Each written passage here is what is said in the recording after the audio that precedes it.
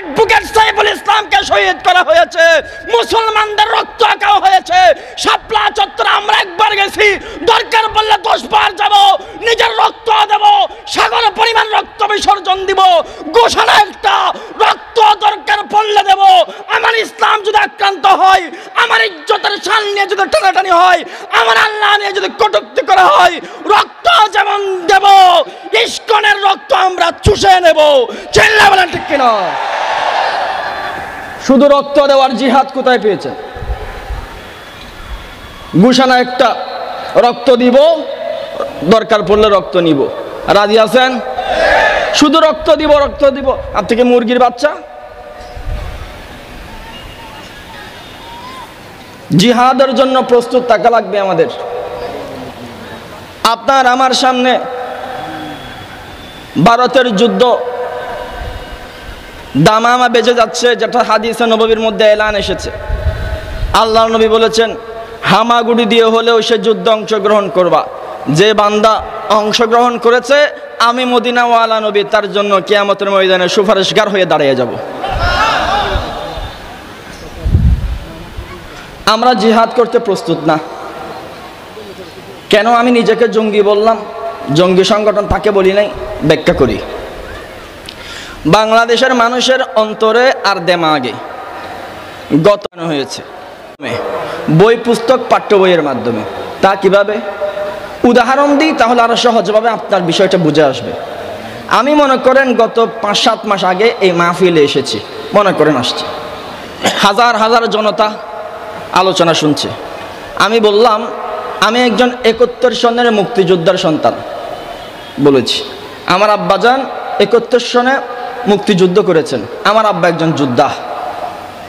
এলাকার আওয়ামুন নাস, জনসাধারণ, সরকারি প্রশাসন, আমলা কামলা সবাই বলবে, বাবা বাবা বাবা, খুব বালা, মুক্তিযুদ্ধ পরিবারের সন্তান আইছে ওয়াজ করার জন্য। গলার মালা দিবে, ফুলের তোড়া দিবে, আর বিভিন্ন স্লোগান, জয় বাংলা টাংলা সব দিবে। আমি যদি শব্দটা একটু করে আরবি করে দেই, যে শব্দটা আমি বললাম 71-এর মুক্তিযোদ্ধার সন্তান, শব্দটা যদি একটু আরবি করে দেই, আমি যদি বলি আমি একজন 71-এর মুজাহিদের সন্তান, ঠাস করে প্রেক্ষাপট ভিন্ন হয়ে যাবে। হ্যাঁ, 71-এর মুজাহিদের সন্তান, 71-এর মুজাহিদ কোথায় পাইছো আবার? আমি যদি বলি আমার আব্বা 71 সনে পাকিস্তান হানাদার বাহিনীর বিরুদ্ধে জিহাদ করছে। হ্যাঁ, জিহাদ করছে? কখন জিহাদ করছে? জিহাদ তো হইতে দেখি নাই। জিহাদ আর মুজাহিদ তিনি খাবে না। আমি যদি আর একটু ব্যাখ্যা করে বলি, আমি একজন 71 সনের জঙ্গির সন্তান, আমার বিষয় ক্যান্সেল হয়ে যাবে। মাহফিল থেকে নামতে নামতে আমার প্যাকেট করে ফেলবে। কোথায় নিয়ে যাবে এটা আল্লাহ রাব্বুল আলামিন জানবে, যার কেউ জানবেও না। আমি যদি বলি আমি মুক্তিযোদ্ধার সন্তান, মুক্তিযোদ্ধার সন্তান, বাবা বাবা খুব বালা। আমি যদি বলি আমি মুজাহিদের সন্তান, একটু কালা। আর আমি যদি বলি আমি একজন জঙ্গির সন্তান, ডাইরেক্ট শালা। অথচ যে শব্দটা বাংলাতে যোদ্ধা, একই শব্দের আরবি হলো মুজাহিদ, একই শব্দের ফার্সি হলো জঙ্গি। শব্দ একই, ভাষা ভিন্ন, কিন্তু বাংলাদেশের আওয়ামুন নাস জিহাদ খাবে না, যুদ্ধ খাবে। বাংলাদেশের আওয়ামুন নাস যুদ্ধ খাবে, কিন্তু মুজাহিদ খাবে না। বাংলাদেশের আওয়ামুন নাস জঙ্গি খাবে না, জং খাবে না। বুঝতে আর বাকি রইল না, 16টা বছর এদের দিমাগের মধ্যে জিহাদের বিরুদ্ধে ফরমালিন ঢুকানো হয়েছে। এই জন্য দাড়িওয়ালা আছে, টুপিওয়ালা আছে, জুব্বাওয়ালা আছে। আল্লাহর নবীর ইজ্জতের শান রক্ষার জন্য মুজাহিদ তৈরি হয় নাই। জিহাদের আলোচনা করতে আমাদের ভয় লাগে। ওরে বুলাইলা কেন মুসলমান? দরকার পড়লে আমার শাপলা চত্বরে যাব, দরকার পড়লে জিহাদের ময়দানে নেমে পড়বো, মাথার পাগড়ি কোমরে বাঁধবো, ইসকন বিরোধী জিহাদের ময়দানে দামামা বাজিয়ে জিহাদের ময়দানে লড়াই করতে নামবো।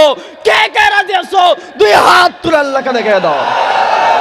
নারে তাকবীর, নারে তাকবীর, সাবিলুনা সাবিলুনা, আল জিহাদ আল জিহাদ, সাবিলুনা সাবিলুনা, তরিকুনা তরিকুনা, নারে তাকবীর। মদিনার নবী সাল্লাল্লাহু আলাইহি ওয়াসাল্লাম বলেন, যদি কোনো বান্দা ঈমানের দৌলত নিয়ে উহুদ পাহাড় সম পরিমাণ নেকি নিয়ে আমলে সলেহ নিয়ে স্বচ্ছ অন্তর নিয়ে কালেমা পড়তে পড়তে মারা গেছে, আল্লাহর দরবারে গেছে, কিন্তু বান্দার অন্তরে জিহাদের তামান্না ছিল না, বান্দা শহীদ হওয়ার তামান্না নিয়ে মরতে পারে নাই, আল্লাহ নবী বলেন তিনি পূর্ণাঙ্গ মুসলমানই না। জিহাদের সময় আসে নাই আর কি, জিহাদ করার ডাক উলামায়ে কেরামগণ আমাদের আকাবির হযরতগণ ডাক দেন নাই আর কি। কিন্তু যদি আমাদেরকে ডাক দেয়, যখন ডাক দেয় আমরা করতে প্রস্তুত আছি না নাই? এখন এই যে কথাটা বলবো এটাই মাহফিলের জন্য না, মাহফিলের মাইকের বাইরে যারা রয়েছেন হরিণের মতো কান দিয়ে একটা এলান শুনেন, আপনাদের জন্য আমি একটা এলান দিই। কথাটা হলো সাদা সাদা দাড়িওয়ালা টুপিওয়ালা জুব্বা পরনেওয়ালা কওমি মাদ্রাসার ছাত্রদেরকে আপনারা কটাক্ষ করে বসেন, এরা নাকি সৎকার টাকা খাইয়া দুনিয়ার মধ্যে বাঁচে, চাঁদার টাকা খাইয়া কালেকশনের টাকা খাইয়া নাকি এরা দুনিয়ার মধ্যে জীবনযাপন করে, অল্প টাকার আয় রোজগার তারা করে, এই জন্য আপনারা তাদেরকে সমীহ করেন না, নিম্নবিত্ত মনে করে ওদেরকে সাথে আপনারা দুর্ব্যবহার করেন। আমি আপনাদেরকে একটা কথা বলি বাবা, সেটা হলো বাংলাদেশের র্যাব বাহিনী, পুলিশ বাহিনী, বিডিআর বাহিনী, সেনাবাহিনী, আনসার বাহিনী, এদেরকে আপনারা বেতন দেন, এই জন্য তারা বাংলাদেশের আইন শৃঙ্খলা রক্ষার কাজ করে। বাংলাদেশের মধ্যে যদি কোনো আমেরিকা কোনোদিন যদি হামলা করে বসে, ইস্কন লীগের ফাদার রাষ্ট্র ভারত যদি বাংলাদেশে কখনো যদি আক্রমণ করে বসে, মায়ানমার যদি বাংলাদেশের মধ্যে কখনো আক্রমণ করে যদি বসে, সেনাবাহিনী জিহাদের ময়দানে নামবে কি নামবে না আমি জানি না, আমার কেমন ধারণা মনে হচ্ছে কেউ কেউ বেগেও যেতে পারে, পুলিশ বাহিনী বেগে যেতে পারে, হয়তো কেউ যুদ্ধ করতেও পারে, র্যাব বাহিনী থাকতেও পারে, বেগেও যেতে পারে, বিডিআর বাহিনী থাকতেও পারে, বেগেও যেতে পারে।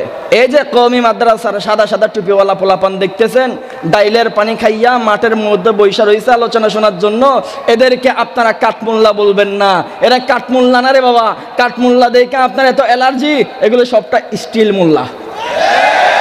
এগুলো কি মোল্লা? কাঠমোল্লা দেখে তুমি লাফাইতেছো, স্টিল মোল্লা দেখলে তুমি বেহুশ হয়ে যাবা।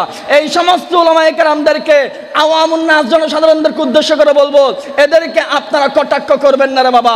বাংলাদেশে যদি কখনো হিন্দুত্ববাদী ভারত যদি কখনো আক্রমণ করে বসে, র্যাব বাহিনী হয়তো বেগে যাবে, পুলিশ বাহিনী হয়তো বেগে যাবে, অন্যান্য বেতনদারি বাহিনী হয়তো বেগে যাবে। আল্লাহর জাত এবং সিফাতের কসম করে বলতেছি, বুলার সমস্ত মাদ্রাসাগুলো ক্যান্টনমেন্টে পরিণত হবে, আমাদের সমস্ত কাবির হাজারাতগণ আমাদের জন্য কমান্ডারে পরিণত হবে, কওমি মাদ্রাসার প্রত্যেকটা ছাত্র সেনাবাহিনীতে পরিণত হবে, হাতে যুদ্ধের অস্ত্র থাকবে না, অন্তরে ঈমানের পারমাণবিক বোমা থাকবে।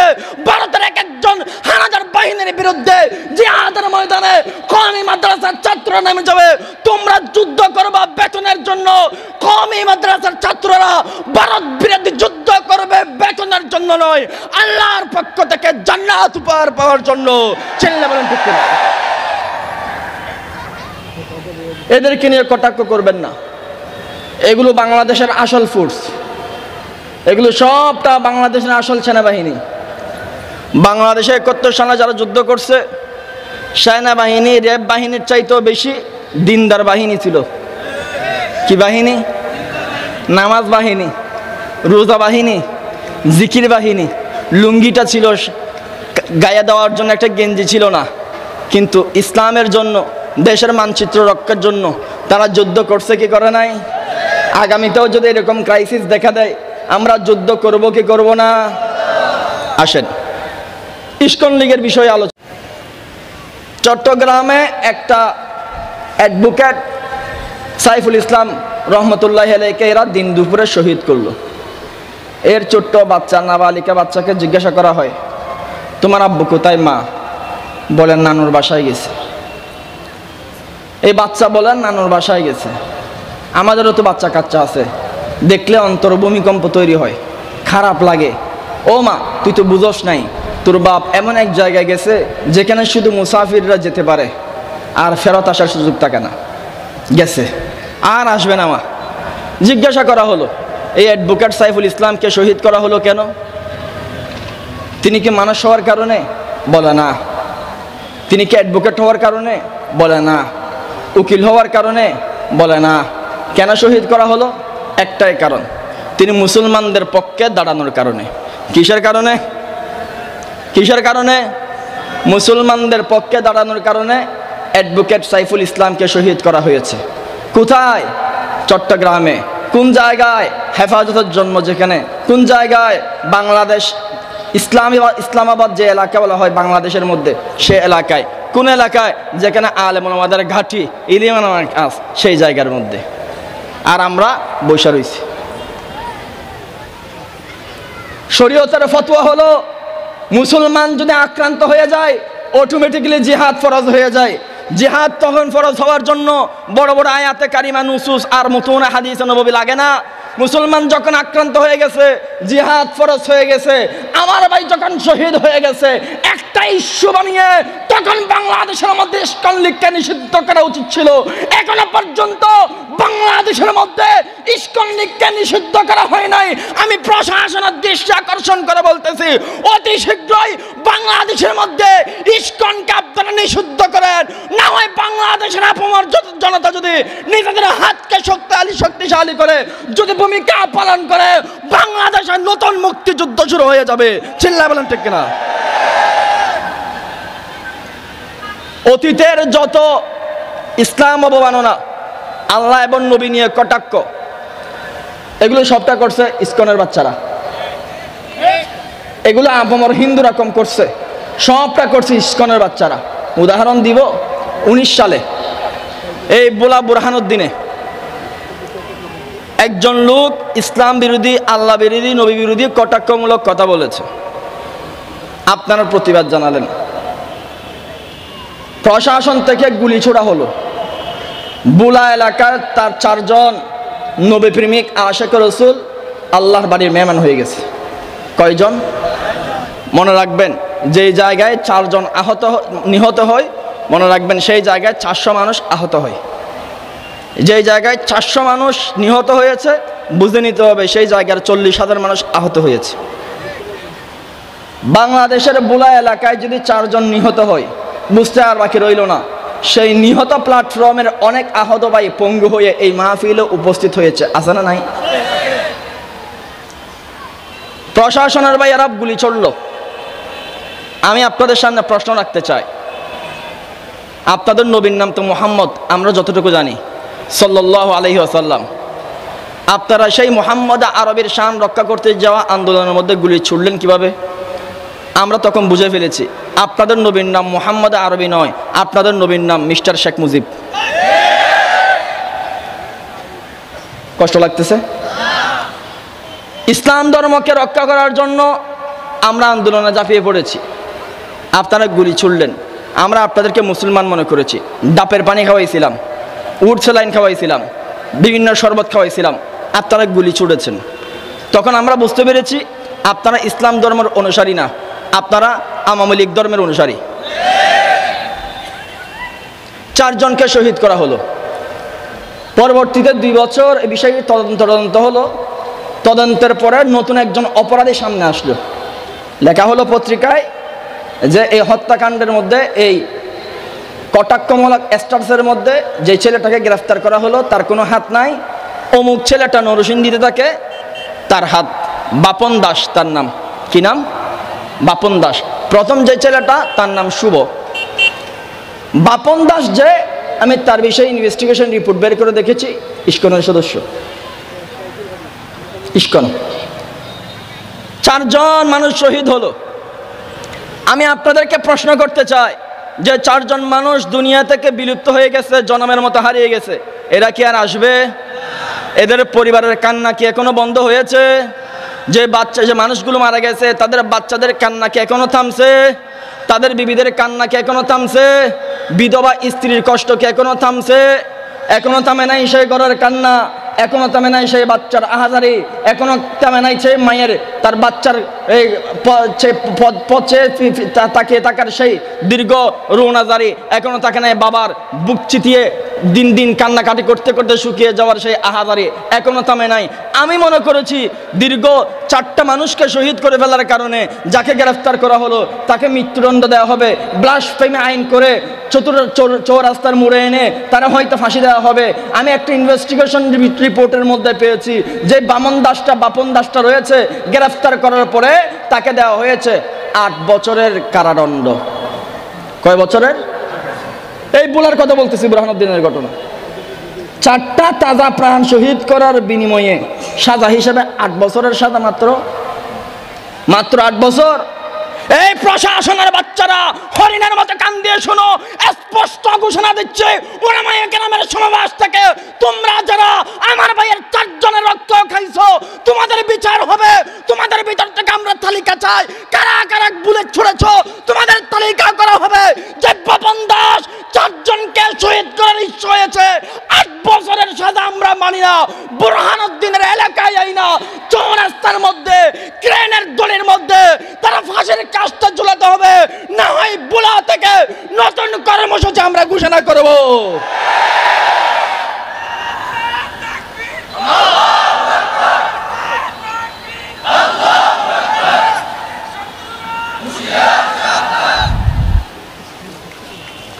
$2020 সালে লালমোহন এলাকায় আবারও করা হলো কটূক্তি। আপনারা জানেন, আপনারা এটা নিয়ে ইসলামী আন্দোলন বাংলাদেশ থেকে অনেক বড় মিছিল মিটিং করা হয়েছে, আমরা দেখেছি। আমরা এটা নিয়ে ফেসবুকে লেখালেখি করেছি। লালমোহনে সাবেক ইউপি সদস্যের একজন ছেলে, উনি আবার আল্লাহ এবং নবী নিয়ে কটাক্ষ করেছে। 19 সালের এত বড় ঘটনার বাদেও 20 সালে ইনভেস্টিগেশন রিপোর্ট বের করে দেখতেছি ওই ছেলেটাও ইস্কন লীগের সদস্য। 21 সালে আবার করা হয়েছে নবী নিয়ে কটাক্ষ। আপনাদের বুলাতেই, অন্যান্য জায়গার কথা তো বাদেই দিলাম, বুলাতে আসছে, বুলার কথা বলতেছি। 21 সালে আবার কটাক্ষ করা হয়েছে, 22 সালে আবার কটাক্ষ করা হয়েছে। রিপোর্টের মধ্যে 23 সালের কথা উল্লেখ হয় নাই, 24 সালে আবার কটাক্ষ করা হয়েছে। আচ্ছা, আপনারা কখনো হিন্দুদের ব্রাহ্মণ নিয়ে কটু কথা বলেছেন? বাংলাদেশের কোনো আপমর্যাদা দাড়িওয়ালা টুপিওয়ালা একজন সাধারণ নালায়েক নাখান্দা মুসলমান ভগবান নিয়ে উল্টোপাল্টা কথা বলেছে? বাংলাদেশের কোনো আপমর্যাদা হিন্দুদের বাড়িঘরের মধ্যে আগুন দিয়েছে? বাংলাদেশের কোনো আপমর্যাদা দাড়িওয়ালা টুপিওয়ালা চট্টগ্রামের মধ্যে এত বড় হত্যাকাণ্ড ঘটানোর পরেও আমরা প্রতিশোধ পরায়ণ হয়ে কোনো হিন্দুদের বাড়িঘরে অগ্নিসংযোগ বা হিন্দুদের উপর জুলুম নির্যাতন করেছি? আমাদেরকে এরা আদর্শ শিখায়। ভারতের একজন বড় হুজুর, বিশাল বড় হুজুর ময়লায়না মুদি লাগানাতুল্লাহ, তিনি ওয়াজ করতেছে। কি ওয়াজ? বাংলাদেশের জনতারা সাম্প্রদায়িক সম্প্রীতি রক্ষা করবা, হিন্দুদের সংখ্যালঘুদের বাড়িঘরে আগুন দিবা না।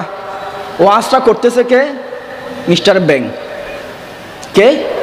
ব্যাং। ব্যাং বলে কূপের মধ্যে ডুইকা প্রতি সেকেন্ডে গোসল করতেছে, ডুব মারতেছে। উপরে আসছে, কূপের উপরে আসছে একটা খরগোশটা সে কূপের ভিতর থেকে ওয়াজ করতেছে, পানিতে নামিস না, পানিতে নামা ভালো না। অথচ তো পানির মধ্যে ডুব মেরে রয়েছে। মিস্টার মোদি সাহেব তিনি আমাদেরকে ওয়াজ করতেছে বাংলাদেশের সংখ্যালঘুরা নির্যাতিত, তাদের উপরে নির্যাতন বন্ধ করেন। ওয়াজটা করতেছে কে? মোদি সাহেব। কোন মোদি? গত পরশু দিনও ভারতের আসাম রাজ্যে মুসলমানদের বাড়িঘর ভেঙেছে, মুসলমানদের মসজিদ ভেঙে মন্দির বানানোর জন্য নতুন করে তারা প্ল্যান হাতে নিয়েছে। নাউজুবিল্লাহ বলবেন না? এরা আমাদেরকে সবক দেয় বাংলাদেশের মধ্যে আপনারা সংখ্যালঘু নির্যাতন করবেন না, অথচ আমি এদেরকে হাজার প্রমাণ দেখাতে পারবো। বাংলাদেশের মধ্যে আমরা মন্দির ভেঙে মসজিদ বানাইছি, একটা প্রমাণ দেখাইতে পারবে না।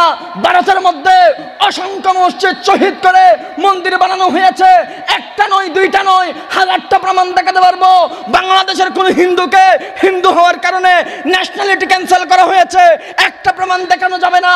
কিন্তু ভারতের মধ্যে অসংখ্য মুসলমানকে আসাম রাজ্যের মধ্যে এনআরসির নামে সংখ্যালঘু মুসলমানদের উপর নির্যাতিত করা হয়েছে, ন্যাশনালিটি বাদ দেওয়া হয়েছে।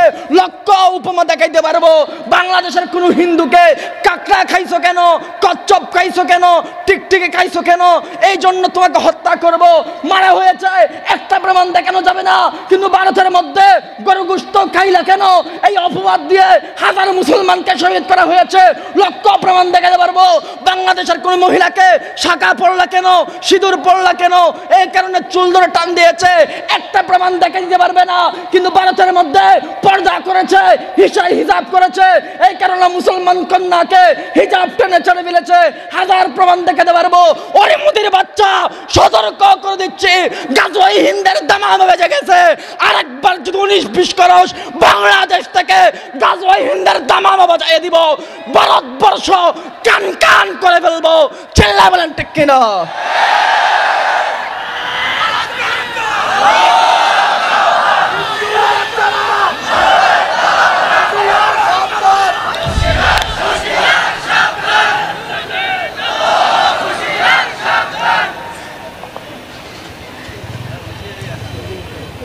এরা আমাদের ওয়াজ করতেছে বাংলাদেশের সাম্প্রদায়িক সম্প্রীতি রক্ষা করেন। ব্যাঙের বাচ্চা, ব্যাঙ কোথাকার, ওয়াজ করার জায়গা পাইলি না।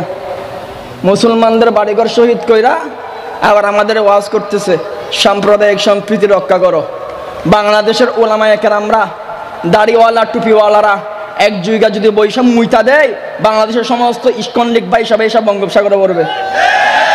কই, আমরা তো এই কাজ করি নাই, আবার আমাদের ওয়াজ করো না।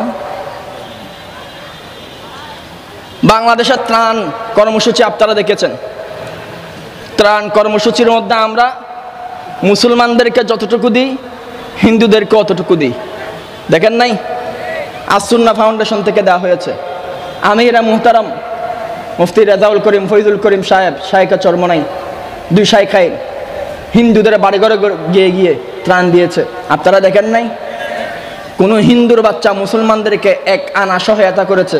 কেউ প্রমাণ দেখাইতে পারবে? ব্যাঙের বাচ্চা ওয়াজ করতেছে সাম্প্রদায়িক সম্প্রীতি রক্ষার জন্য। হত্যা করেছে ইস্কন লীগের সদস্যরা। এরা চট্টগ্রামে স্লোগান দিচ্ছে। স্লোগান কি?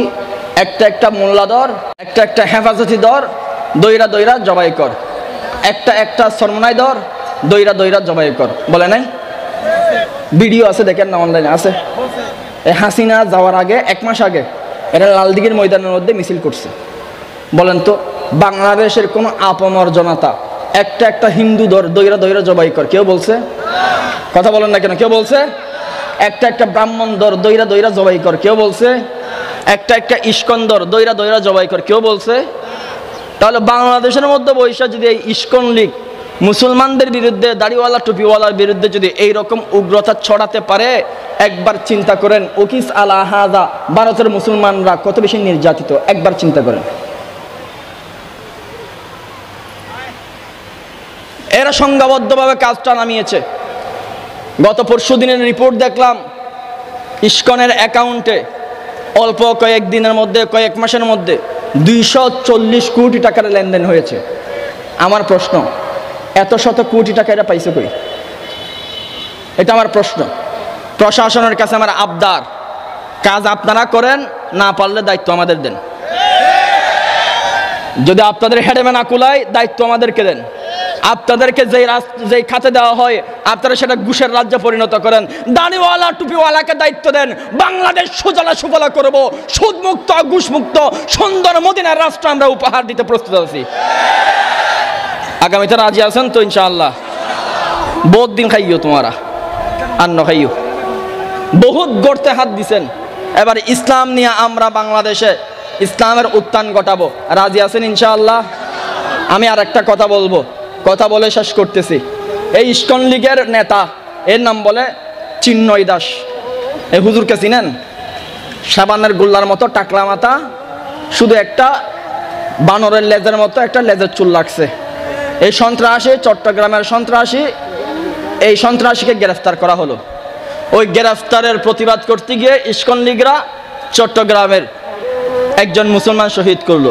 শুধু শহীদ করেছে এমন না, আমার ভাই উপস্থাপক তিনিও বলতেছিলেন আমরা তাদের মন্দিরগুলো পাহারা দিয়েছি, আর তারা গিয়ে চট্টগ্রামের কুট বিল্ডিং এর মসজিদটা ভেঙে ফেলেছে। নাউজুবিল্লাহ পড়বেন না? বাংলাদেশে পয়সা মুসলমানদের মসজিদ ভাঙতেছে। দেখছেন এদের কাণ্ড? চিন্ময় দাসকে গ্রেফতার করা হয়েছে, বেশি দিন রিমান্ড দেওয়া হয় নাই। কয়দিন রিমান্ড দেওয়া হয়েছে আমি জানি না, খবর জানি না, তাই আমি